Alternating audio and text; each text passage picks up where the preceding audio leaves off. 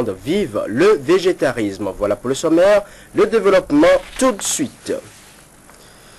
Les récentes décisions de la Cour constitutionnelle qui invitent le Parlement à revoir sa copie, notamment les 100 millions de caution et son budget qui a pris en compte 99 députés, ne sont pas du goût des parlementaires de l'opposition. Ils l'ont fait savoir lors de la plénière de ce vendredi. Suivons ici quelques députés au micro de Emma Rodono. Le premier article de la décision dit « Le gouvernement méconnu ». J'espère qu'il veut dire qu'il a violé les dispositions des articles 144 150 du règlement intérieur. Et à l'article 3, ils disent les députés ont violé l'article 35 de la Constitution. Pourquoi? Parce que nous n'avons pas étudié le budget. Ils ont déjà dit à l'article 1er que le budget est anticonstitutionnel. Puisque le gouvernement a méconnu les règles,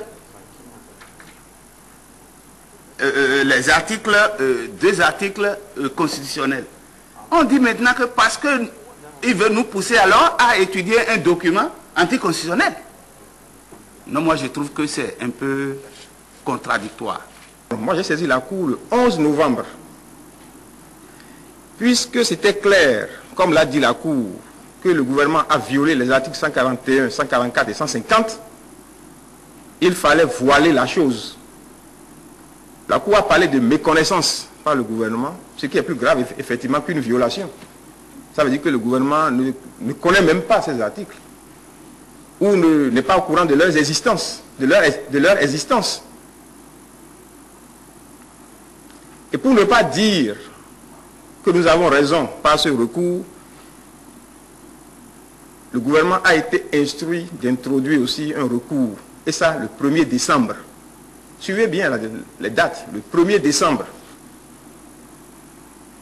Et ce n'est qu'après ça que la Cour a trouvé l'argument pour dire, si nous avons raison en disant que le gouvernement a violé les articles précités, le gouvernement aussi a raison parce qu'en votant notre budget, nous avions violé la Constitution.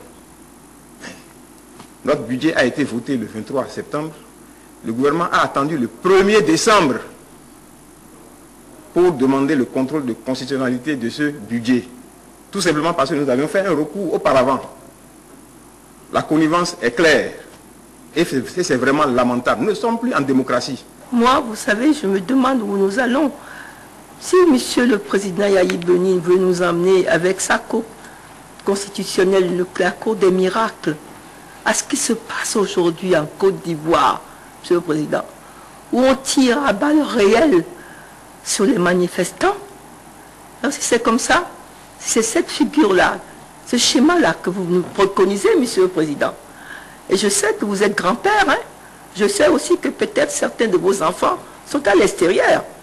Et que pour vous, excusez-moi, je dis qu'enfant deux fois, parce que je ne sais pas si vous avez encore des enfants ici. Et que ce sera très facile pour vous, au moment où ça va chauffer, de traverser les frontières. Parce que vous serez léger comme une plume. Ce ne serait pas mon cas. Moi et plusieurs de mes collègues ont ici enfants et petits-enfants. Alors on a de quoi être inquiet, Monsieur le Président. Vous vous rendez compte? Vous nous avez défendu la dernière fois, tout le monde était pour vous. Je vous l'ai dit, nous étions absolument surpris et heureux que vous ayez pu avoir le comportement que vous avez vis-à-vis du pouvoir. Monsieur le Président, je vous en supplie, si vous avez une once, comment dirais-je, de pouvoir, non, je ne crois pas, auprès de Yahya Boni, dites-lui d'arrêter les frais. Est-ce qu'il est permis à la Cour d'interpréter notre Constitution en sortant de son cadre pour se retrouver en France ou bien dans des pays qu'on ne maîtrise pas, avec des données de 1960, 1959, comme quelqu'un qui est devant, comment on appelle ça quand on est au tribunal là? Oui, comme à la barre, comme un avocat à la barre. Le règlement intérieur qui a été approuvé par la Cour constitutionnelle d'alors dit bien que l'Assemblée nationale jouit d'une autonomie financière, élabore son budget. C'est ce que nous avons fait. Mais nulle part, je n'ai jamais trouvé quelque part où on me dit que c'est d'une autonomie de gestion que nous disposons. C'est vrai, la décision de M. Robert Dossou est sans recours. Je ne dis pas de la Cour constitutionnelle. De Robert Dossou est sans recours. On ne fera pas de recours. Et pour cela, Monsieur le Président, je propose à ce que notre commission des finances soit convoquée pour lundi. On va se réunir lundi.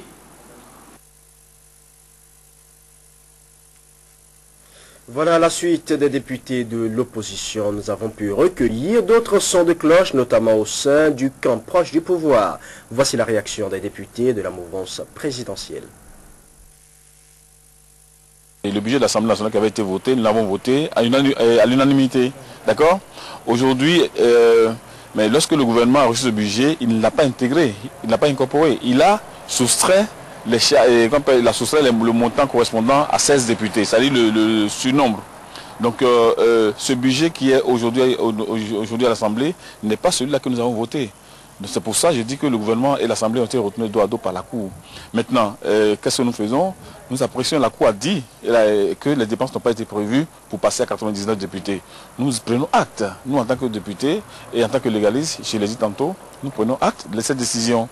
Maintenant, qu'est-ce que j'en pense particulièrement? Je pense que ça aurait été une bonne chose que nous puissions être à une représentation beaucoup plus importante, n'est-ce pas, de notre population à l'Assemblée.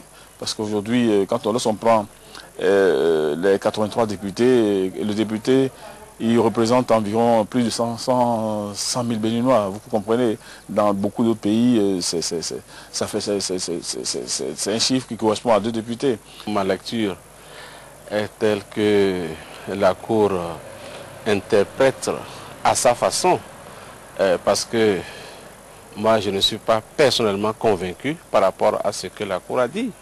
On n'est pas des étudiants pour qu'on vienne nous citer des précis d'allose, des dictionnaires juridiques là. On n'est pas des étudiants. Nous sommes en politique et nous sommes un terrain de droit. Mais il ne faut pas qu'on nous rabâche des cours d'université. Moi je me dis, est-ce que les députés ont le droit de déterminer le nombre de députés qu'il faut, oui ou non? Est-ce que les députés ont le droit de voter leur budget et que l'État puisse, l'exécutif puisse l'intégrer au budget général de l'État, oui ou non? Les questions sont très simples. Et par rapport à ça, moi je ne vois pas là où il y a d'ambiguïté. S'agissant de ces 3 décisions, de ces 3 arrêts de la Cour, je crois que ce sont des décisions qui sont d'une rigueur juridique imparable, de mon point de vue, étant donné que c'est suffisamment bien argumenté pour que l'on comprenne les conditions dans lesquelles la Cour a été amenée à prendre ces décisions-là. La Cour ne nous dénie pas du tout notre autonomie financière, au contraire, elle nous trace ou nous indique la voie que nous devons suivre pour faire respecter en notre faveur notre autonomie financière. Donc, de mon point de vue, je suis parfaitement à l'aise et d'accord avec la décision de la Cour. Vous avez parlé de la question de la caution. Je crois qu'à une autre occasion, j'ai eu l'occasion, enfin l'opportunité d'indiquer un peu. Il faut toujours suivre l'argumentaire de la Cour. Les attendus qui précèdent la décision sont des éléments importants. La Cour dit ceci: tous les Béninois peuvent être candidats à la fonction de président de la République. Si vous portez le montant de la caution à 100 millions, vous introduisez une disposition discriminatoire. Or, en cette matière, la discrimination ne saurait être de mise. Vous éliminez de ce fait une bonne frange des candidats potentiels et vous laissez la place seulement à ceux qui sont riches. 15 millions, ce n'était pas donné à tout le monde aussi. Mais c'est vrai, ce n'était pas donné à tout le monde, mais c'est une mesure qui est moins stricte, moins discriminatoire que 100 millions, vous convenez avec moi. À partir de ce moment, la Cour a encore énoncé un principe qui est fondamental. Les arguments que les députés ont développés, c'est de dire que être candidat à la fonction de président de la République, ce n'est pas une question individuelle, mais une question d'un groupe, d'un parti, d'un ensemble de partis qui portent le candidat. La Cour dit que ce n'est pas ça. C'est une question de volonté, de décision personnelle. Voilà les décisions de la Cour étant sans recours. Les députés ont, au terme du débat, décidé de se conformer aux prescriptions de la haute juridiction. Ainsi, les questeurs, le bureau et la commission des finances sont invités à corriger lundi prochain le budget de l'Assemblée nationale pour qu'au plus tard mardi, il soit voté en plénière et envoyé au gouvernement. La coalition des forces politiques Union fait la nation s'agrandit. Hier vendredi, le nouvel élan pour la patrie Mihalodo a signé un partenariat avec la coalition. Un peu avant le NEP Mihalodo dans la matinée, c'est le mouvement pour le réveil, l'essor et le développement de la 6e circonscription électorale qui a authentifié son adhésion à l'Union fait la nation. Tanguy Agoyi et Rachidi Soubérou. Ils ont signé au nom de leur organisation politique respective. Le nouvel élan pour la patrie, Mihalodo et l'Union fait la nation sont désormais partenaires politiques. L'alternance en 2011, unique objectif qu'ils partagent, les y oblige. Et NEP Mihalodo est plus que jamais déterminé pour y arriver. Nous allons nous battre de jour comme de nuit pour qu'elle devienne effective. Nous voulons que cette alternance soit une alternance républicaine. Prospérité. Une détermination qui conforte l'UN une fois de plus renforcée, même s'il ne s'agit ici que d'une collaboration entre les deux partis et non d'une fusion. Cela importe peu en tout cas aux yeux du président de l'Union fait la nation qui garde son humour dans l'attente de nouvelles adhésions. Vraisemblablement, nous signerons encore cet accord avec d'autres partis.